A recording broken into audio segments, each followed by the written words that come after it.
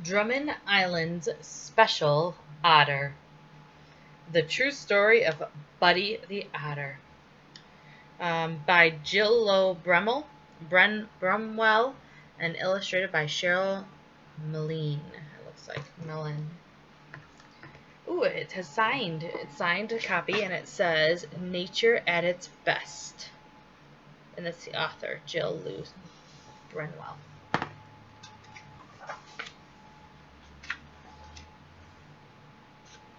So this is actually in Michigan. So it says, travel with Buddy to all of these locations. Join Buddy as he visits these places on Dummond Island.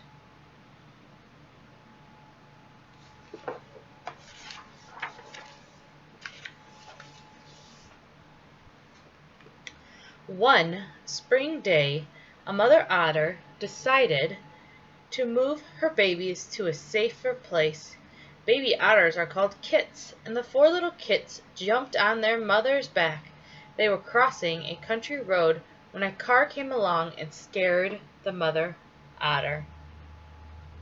In her haste to cross the road, one of the tiny otters fell off her back.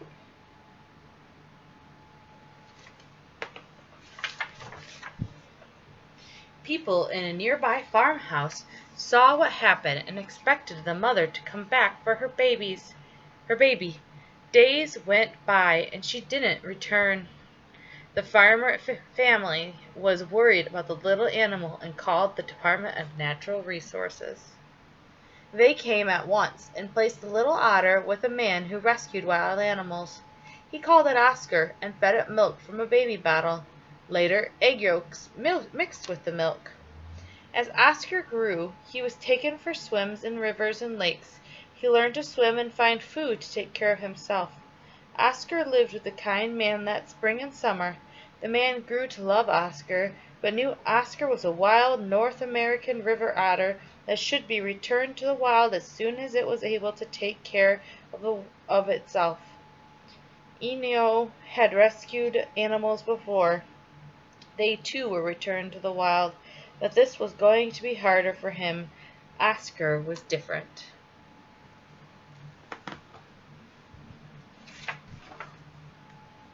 In early fall, Eno drove Oscar to the Seney National Wildlife Refuge in Michigan's Schoolcraft County. It was considered an ideal home for Oscar, but he had other ideas. He wandered along connecting rivers and streams for many days. Weeks later, two men were fishing in Luce County. They must have reminded Oscar of his friend Eno. He began swimming around their boat. One of the men said, "We've never caught fish with this otter swimming around us. Let's go home."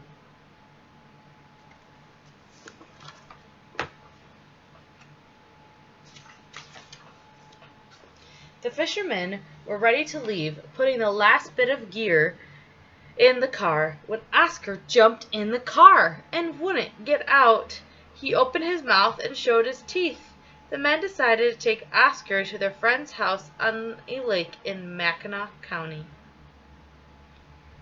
Oscar enjoyed his ride in the car. The fishermen arrived at the house on the lake and told Russ there was something in the car for him.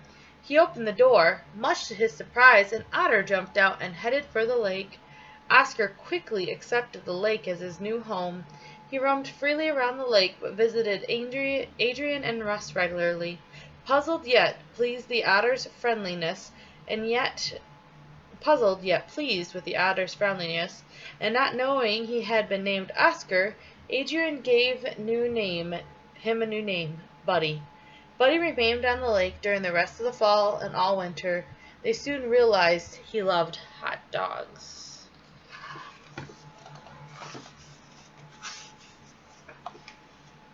When Adrian went jogging, Buddy jogged beside her. He liked to ride in the car and stuck his head out the window just like Adrian's dog. Jumping in the hot tub was another favorite prank. Buddy tried to get onto the school bus with Carrie. When they wouldn't let him, he'd run down the road along it, having to give up He returned to the lake to play with the muskrat that lived there.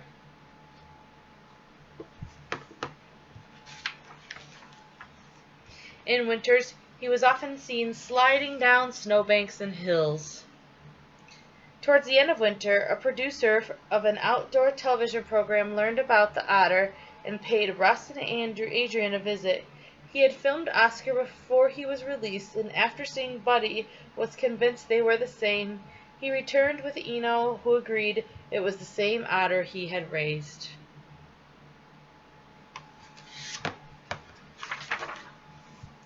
By spring, Buddy's pesky behavior became a problem.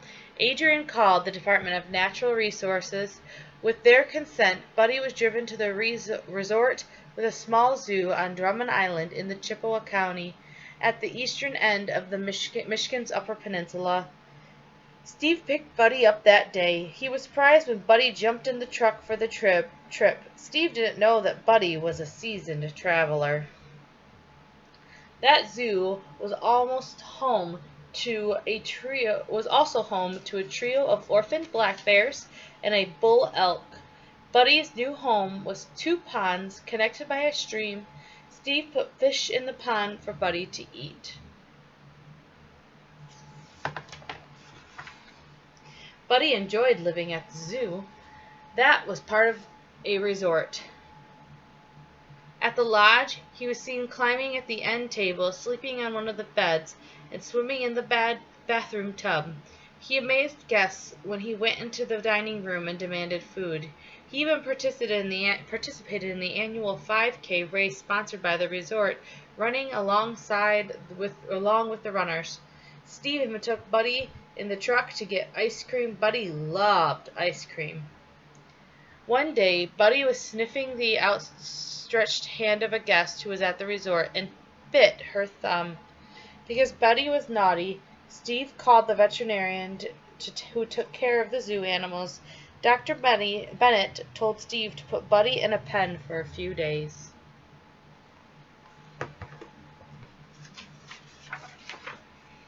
Buddy didn't like being in a pen. When Dr. Bennett thought Buddy had learned a lesson and would be a good otter, he let him out. Buddy was soon back to his old tricks. Otters are known to travel, and Buddy traveled through the woods and found Lakeview Resort. Curious, Buddy checked out everything tourists left outside. He especially liked ice chests and looked to see what they had inside. Maybe it was a tasty fish or two.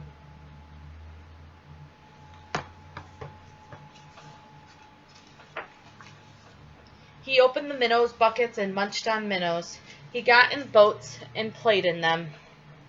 The owner of the Lakeview Resort put cardboard down to lay on, working on his car. Buddy laid beside Steve on the cardboard.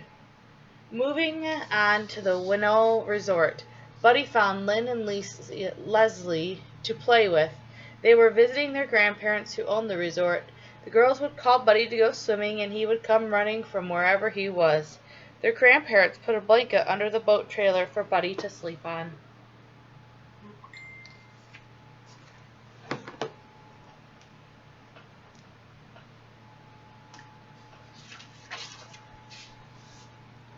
Lynn and Leslie turned rocks over along the shore to uncover the crawfish for Buddy to snack on. They wore old tennis shoes in the water because Buddy not only nibbled on the crawfish, he nibbled on their toes. One day, road workers were using the picnic table for their lunch break. Buddy surprised them and jumped up on the table. They ran away and left their sandwiches. Buddy ate them, but he didn't like their coffee.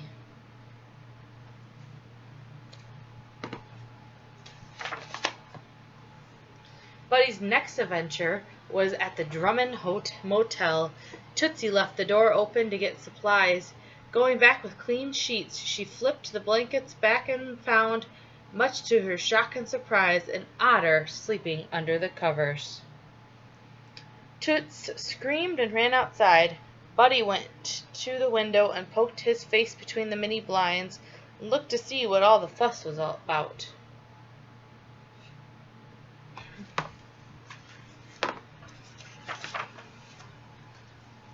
Buddy spent a lot of time in the water. Sometimes he stayed in a crib of rock offshore with other otters. Buddy ran up and down the shore of the Patagonising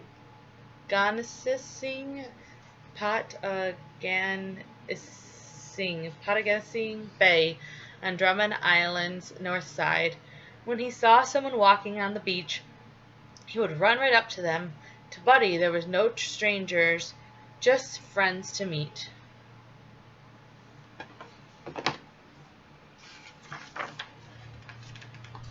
Buddy continued traveling in and out of the water. Eventually, he was at the yacht haven. One day, a sailboat was at the gas dock. Gay was filling the gas tank with fuel. Buddy took the opportunity to climb on the boat, much to surprise of those on board. Fortunately, Buddy, though mischievous, was well-mannered and came out when he was called. He was at Yacht Haven for several days. Tiring of the pranks he played, Denny decided to take him to Warner's Cove. Maybe he'd like the island's south side. Buddy jumped in Denny's truck. Enjoying the ride, he sat on the seat and looked out the window. Occasionally, Denny reached over, patting Buddy on his head and thinking, "This is the last time I'll see Buddy." It didn't take Buddy long to get back to the yacht haven.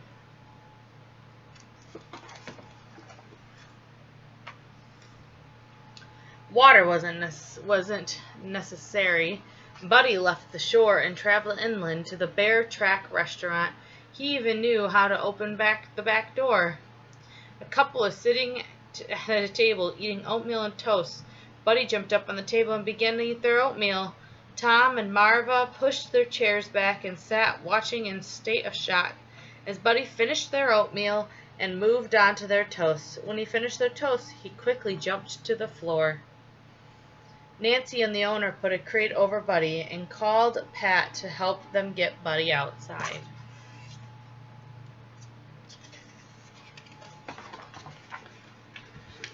Continuing to travel inland, Buddy stopped to see Shelby and Junior. Shelby said they looked out the window one day, and there he was in the yard. Junior brought a wash tub and filled it with minnows. Buddy really enjoyed diving in the tub and gobbling up the fish. He loved playing with their friendly dog. They took turns chasing each other and exchanging friendly nips. Robin and her father Larry went to see Buddy. Robin took Buddy hot dogs. Pictures were taken to remember the moment. Being up close to a wild otter was a special experience. He let them give him hugs. He let them give him hugs, and they never forgot the feeling of little Buddy that was all muscle. One day, Junior was sitting on the ground. Buddy came over.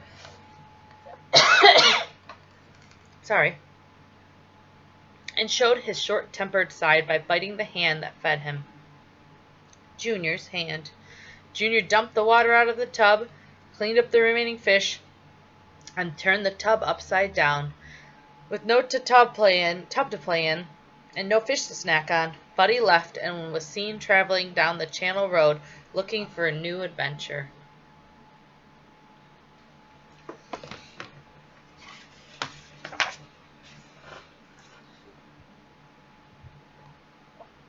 This time,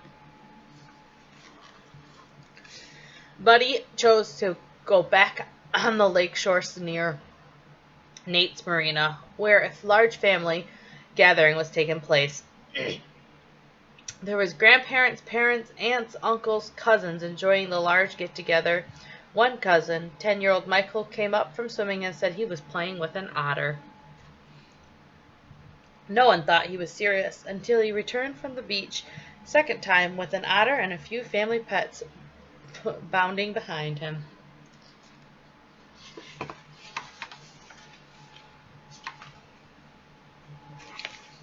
The otter wasn't seen for a day and was missed by his new friends. Then one of the uncles said, "Betsy, we have good news and bad news. The good news is the otter's back. The bad news is the otter ruined the sweatshirt you left outside last night." Days later, at Cream City Point, Jim was enjoying a spaghetti dinner at his kitchen table when he heard a noise out on the front porch, sort of a scratching sound. He slid the door open to investigate, and faster than a speeding bullet, Buddy came in, jumped on Jim's chair, and finished his spaghetti. After his hearty meal, Buddy left the chair with otter speed, raced down the hall to his bedroom, and jumped in the bed. Maybe he wanted to take a nap, but Barb and Jim wanted to get Buddy out of their bed and out of the house. Jim and grandson Brent had to coax Buddy out with food, and Buddy didn't like it when the food didn't come fast enough.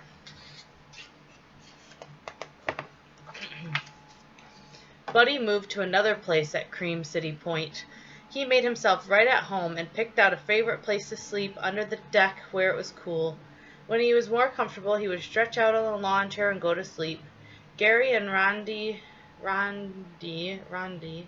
and their children, Danielle, Bree, and Courtney, enjoyed Buddy's antics. Hours were spent on Gravel Lake. While Rondi rowed the boat, Danielle, Bree, Courtney, and Buddy swam together. Buddy would swim under the boat and pop up on the other side. They laughed when he stopped playing long enough to catch a fish to eat it. Excuse me. When the Sun's Groceries started, Soon's Groceries, talking about all the fun they were having with an otter, the clerk said, "That has to be Buddy," and told the family about Drummond Island's friendly otter visiting other places. He loved people. For attention, he would jump up on your leg and let you pet him. When he wanted to play, he would jump up on the deck and look in the sliding door where his nose pressed against the glass. With his nose pressed against the glass.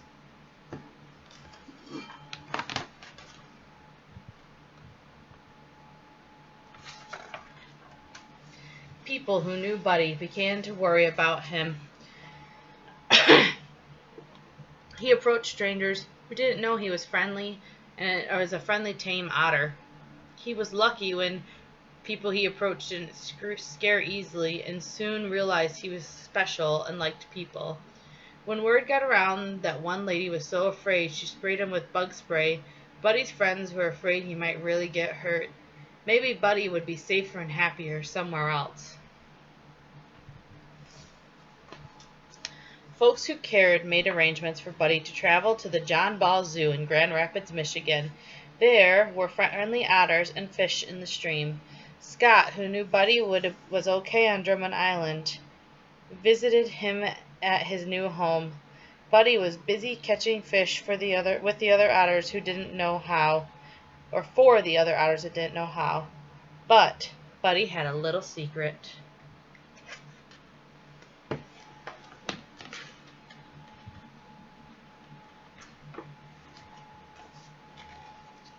All the time he was called Oscar or Buddy. The name should have been Barb or Buffy, because our otter was a girl. The real Buddy.